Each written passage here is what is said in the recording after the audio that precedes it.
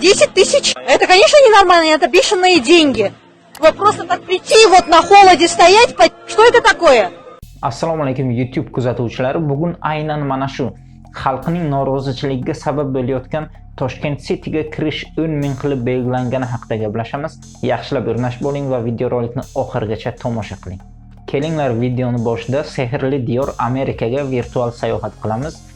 Mana bu ekraningizda New York markaziy bog'i. Aynan mana shu parkka yiliga 35 milliondan ortiq aholi tashrif buyuradi. Tasavvur qilyapsizmi? Bu butun O'zbekiston aholisi degani. Eng qizig'i, bu parkka kirish mutlaqo tekin. Buning uchun siz hech kimga 1 sent ham to'lamaysiz. Bu park hattoki Amerikadagi krizis davrida ham mutlaqo tekin bo'lgan. Odamlar hali hanuz u yerni yaxshi ko'rishadi, u yerni sevishadi va u yerda madaniy hordiq chiqarib kelishmoqda.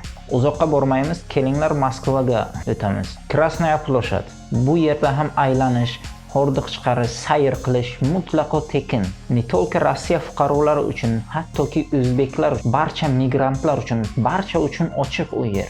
Xohlaganingizcha aylanishingiz, xohlaganingizcha sayr qilishingiz mumkin. Yoki bo'lmasa Moskva City. U yerga ham kirish, aylanish, sayr qilish barchasi tekin.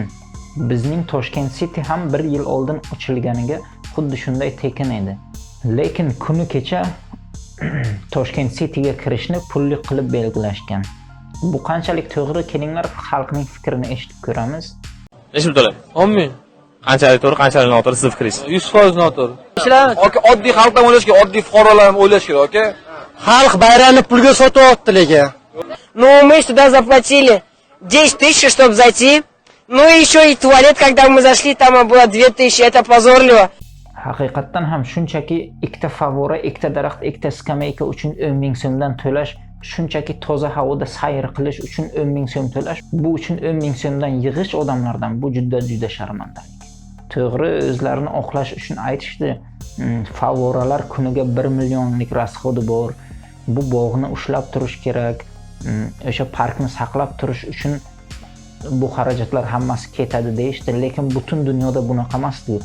Bundan 10 barobar katta keladigan, bundan juda ham hashamatli bo'lgan parklar, citylar barchasini ushlab turishibdi-ku. Hech kimdan pul ber deb olishmayapti-ku. Nima uchun bizda aynan shunday? Aziz obunachilar, sizning fikrlaringiz qanday? Buni kommentariyada qoldiring, kanalga obuna bo'ling, video yoqqan bo'lsa like bosing. Biz esa barchasi o'zgarishiga umid qilamiz. Faqatgina umid qilamiz. Bundan boshqa ilojimiz ham yo'q. Sog' bo'ling.